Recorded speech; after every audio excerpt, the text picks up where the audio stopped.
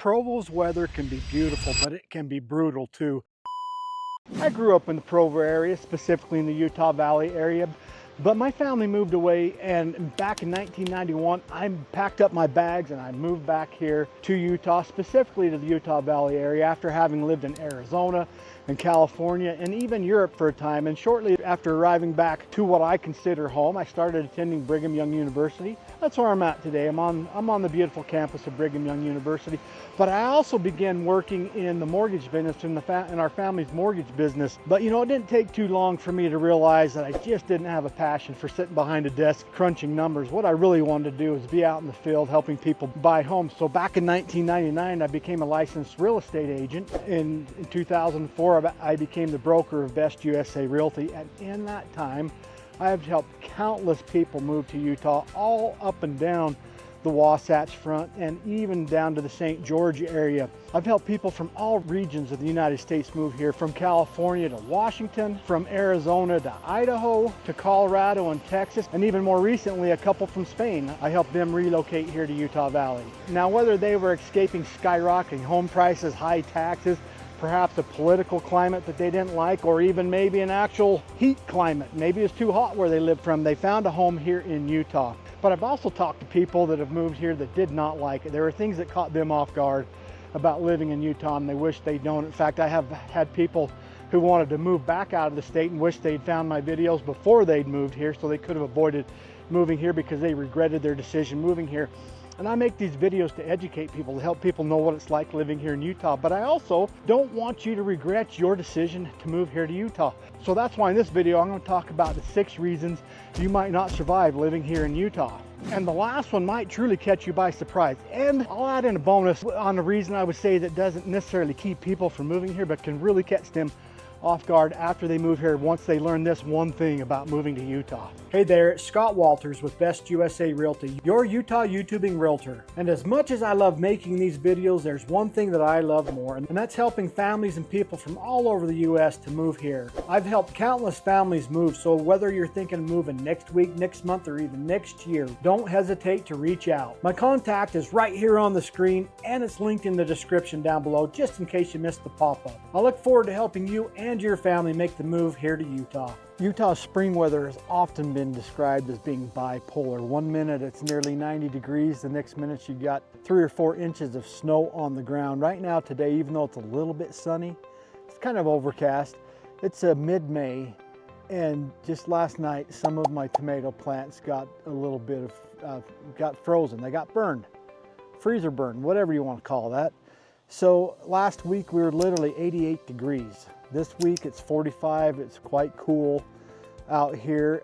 In fact, last month on spring break, we went to Moab, which is known as a hotter part of the state, and we got hailed on in the hot tub on 2 separate afternoons. So Utah springs can just be up and down. It's never a perfect gradual warm up. It's always one day is beautiful, and again the next day you could have a snowstorm that brings in 3 or 4 inches of snow. So just know, be a little bit careful if you got a green thumb like I do when it comes to planting your gardens. I usually wait until May when we have all frost warnings are generally passed, although like I say, a few of my plants just got nipped.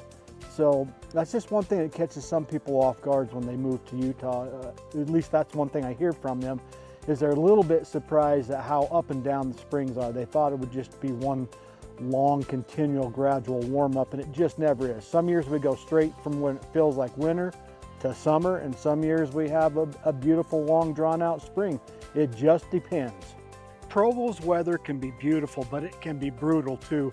I'm actually on the south end of Utah County, just about 35 minutes away from Provo. It's absolutely beautiful here.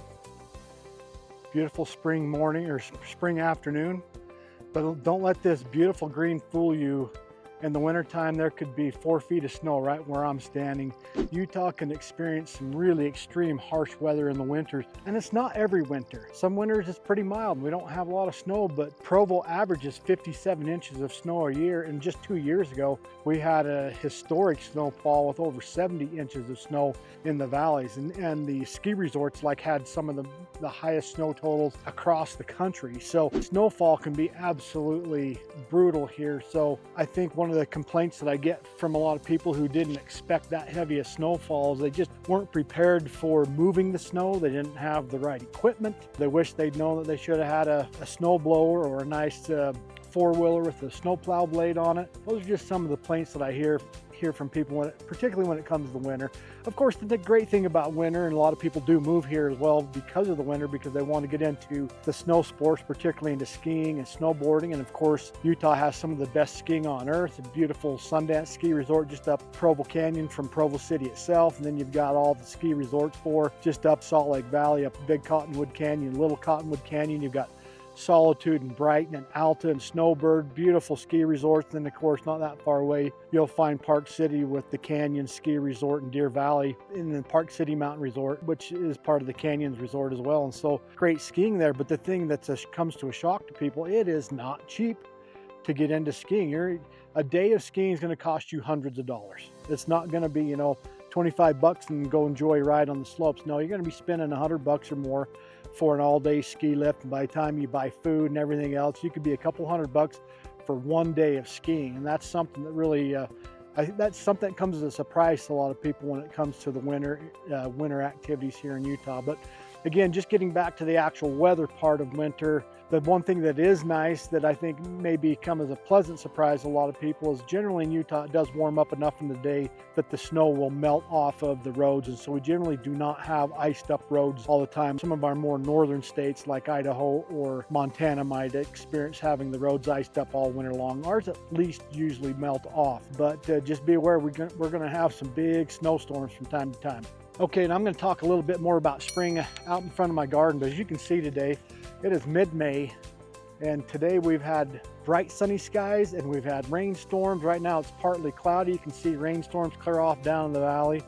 The mountains are just kind of covered up in all the clouds and everything. So spring is just a mix. Sometimes it's great weather, and sometimes we have a storm front that comes through and brings us snow when we think that we're done with snow. And so it can just be a real mix of emotions with our springtime here. But right now it's green and it's beautiful. Now let's talk about summer.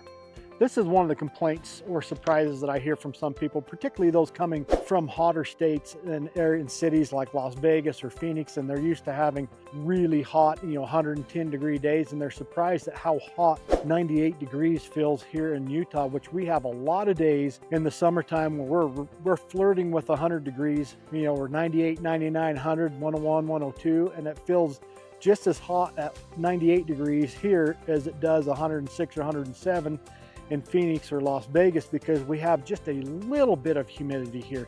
Not much. We're not like back east. We don't have that kind of humidity, and we're still a very dry state. But compared to, again, say like Phoenix or Las Vegas, we have a little bit more humidity here, which makes the heat feel just a little bit worse.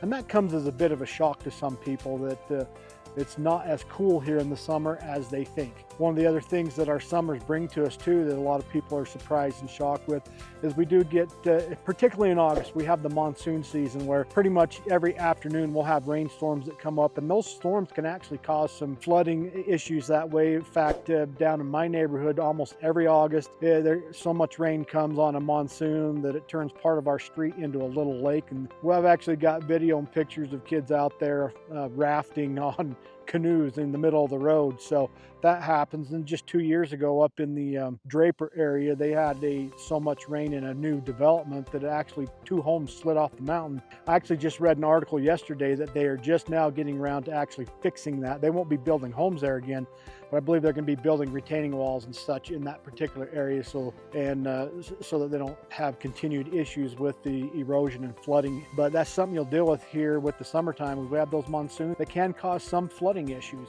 Now, if you're coming from Arizona, you'll just kind of laugh at our monsoon season. Having grown up in Arizona, I know every August the monsoon season there can be absolutely insane, and we experience a bit of that here in Utah. Okay, the one thing we do get right when it comes to weather, that's got to be fall. My favorite time of the year.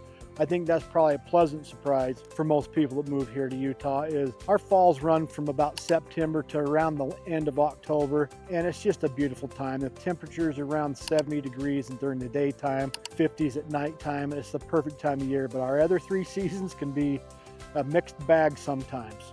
And one thing that our fall time weather does is it brings some absolutely incredible fall colors and fall drives. That is probably another pleasant surprise that a lot of people experience when they move here. Places like Woodland Hills, where I'm at, become an absolute kaleidoscope of colors in the fall time. It is breathtaking. It's beautiful to behold.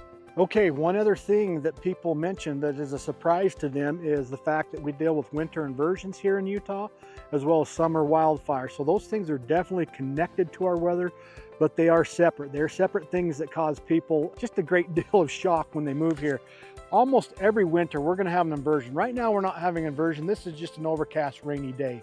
But in the wintertime, you can have it where I'm high enough here where I'm at in Woodland Hills that generally it's up above the inversion, but everything you see down below me will be covered in a layer of pollution and fog. So we have high pressures that will come in that will trap all of the air down in the valleys. And you can go weeks without even being able to see the mountains if you live down in the valley, because they're just covered up with all the fog and smog. And generally it takes a big storm rolling in that'll come in and blow all that junk out of the air and clean out our skies. But we'll have that haze that can be with us. I would say the biggest time of year, or the time of year you're most likely to experience the winter inversions, would be January to February. Sometimes you'll see them in March, maybe in December. Generally, it's that January, February time is the time that we experience most of our inversions. Now, as you can see, I'm in a beautiful part of the county, on the south end of the county here in Woodland Hills. It's very wooded here. It's absolutely beautiful, but what that brings with it is the danger of wildfire. Every summer we now have a wildfire season. In fact, in 2018, there was a wildfire that happened in the canyons behind me in an area called Hole Creek Fire. Probably 15 miles south of where I'm at. That ended up that fire came all the way north. The winds blew it north where it came to the mountain over here. That mountain right there, they renamed it to Miracle Mountain. That's where the firefighters were able to get the fire to stop. As you might be able to see behind me, parts of Mount Loafer right there, all those pine trees that are dead up there, they're dead because they were burned up by that wildfire.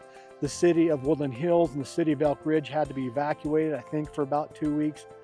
I lived down in Salem. We were about a mile away from the evacuation zone.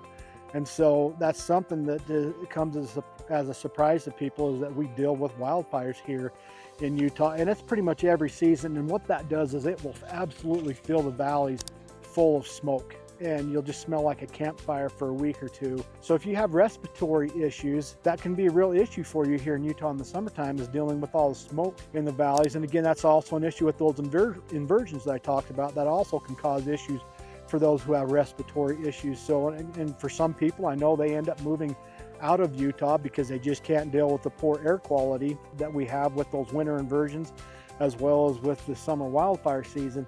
And you know, even if we're not having a big wildfire going on here in Utah, oftentimes we're affected also by wildfires from outside of our state, like California, Idaho, Washington. And you know, if they have wildfire, the prevailing winds tend to push all that smoke into our valleys as well. So whether or not we have wildfires right here in our state or outside the state, we deal with smoke in the valleys very frequently during the summer. All right, I think the next thing that comes as a shock to most people when they move here is just the cost of living. So before you accept that job transfer here to Utah Valley area, just know that home prices are they have really skyrocketed, especially since the pandemic. I mean, we saw home prices in the year 2021, 22, they were going up at 19-20% per year. So, I mean, we've got all kinds of homes in Utah County. We've got older homes built in the 70s, 80s, the 50s, the 40s, beautiful old stately homes. But one thing we don't have, affordable homes. Right behind me, that's basically your new starter home. Let me turn around here. This is a new development called River Run on the south end of Spanish Fork. This is pretty typical for what you're seeing for new starter homes. There'd be communities of townhomes and condominiums. That starter home price for the condos generally going to run you in the $350 to $380 range. And then the townhomes are going to be anywhere from the low 400s all the way up to the high 500s. A lot of the townhomes in this particular complex are considered luxury townhomes. They're a little bit bigger and have a lot of nice high-end finishes on the inside. So they're even starting close to $500,000 for townhomes, which is, you know, for those of us that grew up here, it seems unreal that people are paying that much for townhomes. But that's just the reality of the situation. You know, back in 1999, my wife and I bought our first home for $195,000. It was a 3,500 square foot, 5-bedroom, 3-bathroom home on a 3rd-acre lot. That same home, if you were building that home today, it would be 800, 900,000 in the area that we live. So that is just the reality that is, I guess, shocking to people when they move here. That's no longer is it the wide open country space with really affordable land and housing. I mean, oftentimes I had a couple not long ago reach out to me from Tennessee, and they were wanting like 20 acres with the stream running through it for like 200,000. You can't even find a house for 200,000. I mean, people are spending more than that just to buy a 1/4-acre lot to build a house on now. So you're gonna have some sticker shock moving here to Utah. I quite frequently have clients from California who also think the home prices are super cheap here. At least they'd heard that. I mean, back in the day, I used to have people who sell their homes in California. They'd come up here and buy a home 5 or 6 times the size of what they had in California and pay cash for it. Those days are gone. It's pretty expensive here too. Not as much as along the coast in places like Southern California. And you know, don't get me wrong, I love Southern California. It's beautiful. I used to even live there, but the home prices there are definitely more than here, but they're not enough for you to generally pay cash outright for a home here like it used to be. You know, I know people used to dream of moving to Utah for affordable homes and wide open spaces, but you know, that latest census says we're well over 700,000 people. So there's a lot of demand for homes here, and the supply still has not kept up with the amount of demand that there is. Keep in mind that we're kind of landlocked as far as the space that we can build on, being along the Wasatch Front, where we've got the big mountains to the east, and then we've got the lakes and the deserts to the west. So there's only so much land that can be built upon, which in effect reduces supply. And when the supply is restricted and there's a lot of demand, that forces home prices up. I'd say probably the median home price here along the Wasatch Front, well, at least particularly in Utah County area, is over 600,000. That's gonna be for a pretty typical home, maybe 2,000, 2,500 square feet. Most all the brand new homes are in that 600,000 range. If you want something a little bigger that's 3,800 to 4,200 square feet, you're gonna be paying 800, 900,000 in most parts of Utah County. Now, one thing to keep in mind, the southern end of Utah County is still cheaper than the northern end of Utah County. You will pay probably 30 to 40, maybe even 50,000 more for a similar type property in Lehi as compared to, say, down on the south end in Payson. So that's one thing that's causing a lot of people to move to the south end and making it more crowded than it ever used to be, which is also something that really shocks and surprises people, is how busy and crowded it is now. But just on the south end, it's a little cheaper, so there's a ton of demand for homes on the south end. But when it comes to the north end, one of the things that keeps those prices so high and the demand so high there is it's really close to Salt Lake Valley, so it's really close to all the jobs and opportunities there, but it's also right next to the Silicon Slopes Tech Corridor there in Lehi, where there's a lot of great jobs that bring a lot of people relocating to Utah for those jobs. It's just sometimes there's a shock. They experience a shock in cost of living when they just see how much home prices are here in Utah.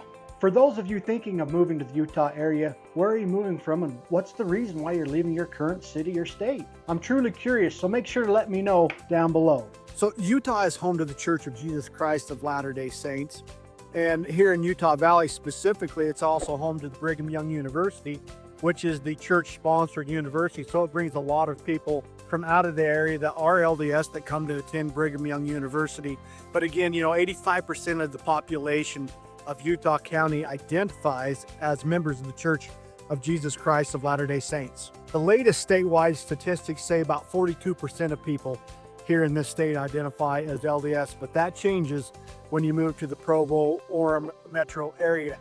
Over 85% of Utah County identifies as LDS. Now, I would say of that, probably 60 or 70% of that is actually very active in the religion, and then there's a lot of those that still identify, but they're not that practicing as far as weekly church attendance. So this brings me to my next reason, which is everybody in Utah is LDS. That is one reason, or one thing that I've heard from a lot of people that have moved here, is they ask this question: will I be accepted? Will people, will I get along? Will people want me here?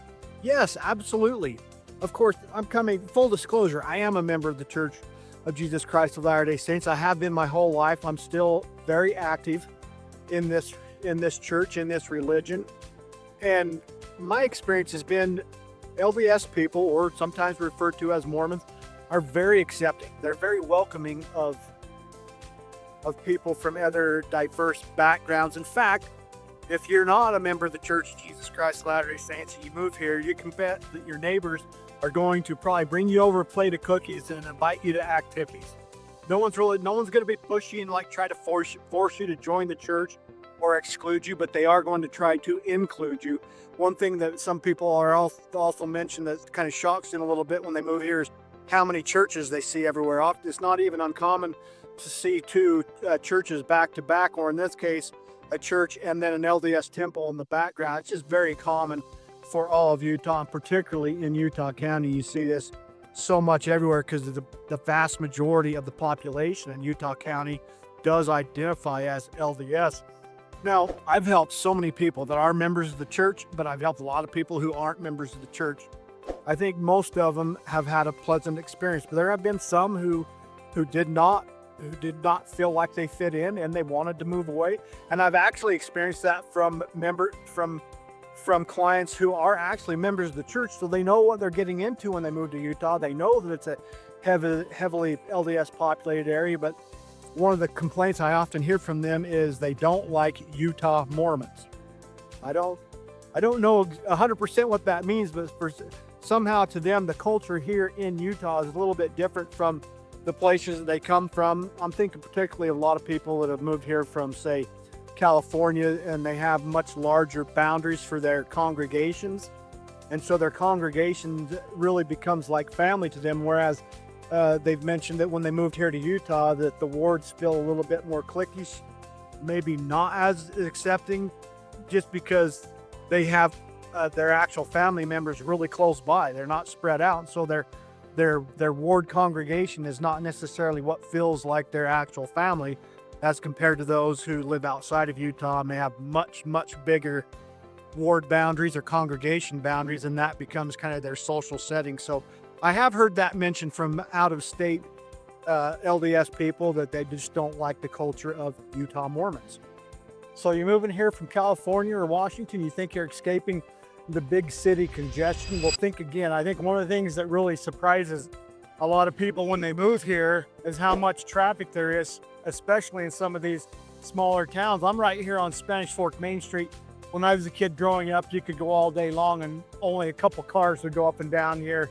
In fact, the busiest time was usually a Friday night when all the teenagers were rotting Maine. Now it's just nonstop traffic all day long. This really, it just goes back to the fact that Utah County is growing. Again, when I was a kid, there was 140,000 people that lived in the Provo-Orem metro area, and now we're getting closer to 800,000 people. That's a lot of traffic. So little towns like Spanish Fork are really experiencing the pain because there's only one or two major roads that are coming in and out of town. Spanish Fork Main Street's the main corridor taking people down to the communities of Salem, Elk Ridge, and Payson. Of Salem, Elk Ridge, and Woodland Hills. They do now have the Loafer Mountain Parkway, which helps take some of that congestion away, but not all of it. And then when you get up north in Lehi, in fact, I was reading an article recently that said that of the 5 top fastest growing cities in Utah, 3 of them are in Utah County, and they're the cities of Lehi, Saratoga Springs, and Eagle Mountain. Now keep in mind, just 20 years ago, Saratoga Springs and Eagle Mountain were little teeny tiny towns of maybe 1,000 people each. I mean, they're basically brand new cities. Now there's like over 100,000 people just between those 2 cities. And of course, Lehi has gone from a tiny little cowboy town to like almost 90,000 people now live there. So before, the only way that really you could get in and out of Eagle Mountain, Saratoga Springs was going through Lehi Main Street, which was just, and in most places, it's just a 1-lane road. So it was so congested getting through there. They have now built 2 other east-west corridors on Pioneer Crossing and 2100 North, but they're not keeping up with the growth and the pace of growth in that area. So particularly around those rush hour times, I'm talking 7 a.m. to 9:30 a.m., it's just, you want to avoid the area. And if you got to commute for work, you can't. And so you're going to be stuck in traffic. That traffic really kicks up again around 3:30, I'd say 3:30, all the way to about 7 p.m. And it's just a zoo. It's so difficult traveling in and out of that area because of all the traffic. So This is a growing pain that we're experiencing here in Utah. Trust me, the locals do not like it either. I mean, the comment boards for Spanish Fork Community Facebook pages is constantly full of people that are upset with all the building going on and all the people moving here and all the traffic that's now here that didn't used to be here. And so it's an irritant to the locals, but it's a surprise to those moving from other areas that think that they're getting away from the big city traffic and congestion. Now, having lived in Southern California, I realize that what we're seeing and you're seeing behind me is nothing compared to what you deal with there, but it's light years worse than it used to be growing up here as a kid. Also, one thing to keep in mind, Interstate 15 is the only interstate that runs through all of Utah County. There are no loops like there are in Salt Lake. You at least have the 215 loop that helps you get around that valley. But here in Utah County, of course, we have the Utah Lake on the west side, so it's kind of hard to make a loop that way. So we just got the one interstate with Interstate 15, and it gets very congested. It's particularly bad around that Lehi area, as that's your main corridor getting in and out of Salt Lake County. So commute times are going up everywhere. I just try to avoid the Lehi area in the morning and the evening for those rush hour times. And sometimes I can't, and then you just got to be patient. You're just going to sit in traffic and deal with it. If you enjoy a drink every now and then Provo might feel like a dry desert to you, particularly Provo because it has some of the strictest alcohol laws in the country. In fact, you cannot buy wine or liquor in grocery stores here in Utah. All that is sold through state-run liquor stores. So I am actually in front of the state-run liquor store in Payson, Utah. It's one of 6 stores for the entire county of Utah where you can buy wine or liquor. In the grocery stores, the only thing that you'll be able to buy is beer that's 5% alcohol. And so that comes as a bit of a shock to those who move here who want to drink and find the laws maybe a little, I always hear them say they're backwards or a little oppressive. Now, it is a culture shock. I mean, full disclosure, I am a member of the Church of Jesus Christ of Latter-day Saints. As such, I don't drink wine or alcohol. I never have. And so I've never even spent time thinking about that. I do know that it was a culture shock to me when we moved to Arizona. And I remember going into the grocery store on like Alma School and Elliott Road in Chandler, Arizona. I believe it was a Bash's'. And they had a full-on liquor store inside of the grocery store, which seemed so strange to me because you will not see that in Utah. In fact, there's plenty of grocery stores that don't sell alcohol at all here in Utah, but the most that you'll see them selling is basically some beer in the grocery stores. So that is something that I do hear is enough for some people that they just don't want to deal with it. So they don't move here or they move away from here so they can get to somewhere that has less stringent alcohol laws. I had to look up what some of these laws are because obviously I don't know. No happy hour specials. Discounting alcohol by time of day is illegal. Yeah, I didn't know that. Many restaurants require that food is ordered before or with alcohol, and some won't serve you a drink at all unless you are eating. I have actually experienced that where I went to a local restaurant and the only place they had seating for was at the bar, and they let me know that you had to order food if you wanted to get alcohol, which we didn't, so we didn't care. But so just know that this is Provo. Again, it's not Las Vegas. Utah has always been called kind of a dry state. It's not. You can find alcohol if you want it. It's just you have to jump through a few more hoops if you want to drink. Okay, I told you there was a bonus surprise that some people experience when they move here, and that is Utah is very conservative politically. And so if you're coming from a state or an area that's maybe a little more progressive or liberal, you'll be shocked at the politics for a lot of people here in Utah, as they are considered a highly conservative state for the majority of the people. One of the other things that really surprises people are the very few options for nightlife, particularly in the Provo area. There's just not a lot of bars and things of that nature. We're not Las Vegas here. In fact, a lot of people go to Las Vegas to enjoy more nightlife because there's just not a lot going on here in the Provo area as far as having bars and nightlife to go to. And one final thing would be some people are very surprised at the Sunday shutdowns of the local shops and eateries. There's a lot of people, of course, like I said, 85% of Utah County identifies as members of the Church of Jesus Christ of Latter-day Saints. As such, most of them are observing the Sabbath day and choose not to work on that day. So you will find times if you really enjoy shopping and going to dinner on Sunday, it will come as a surprise to you that there will be fewer options on that day. Now look, I love Provo. My wife and I have lived the majority of our lives here in the Provo area, and we absolutely love it. We have no plans on leaving, but I realize that Provo is not for everybody. But after watching this video, if you've determined that it is still for you, then reach out to me. Remember, my name's Scott Walters with Best USA Realty. I am your Utah YouTubing realtor. Give me a call, shoot me a text, send me an email, and I want you to know that I am never too busy to help you.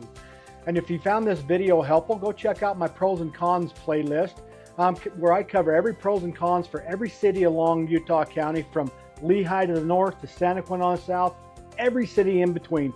And with that, we'll catch you on the next video.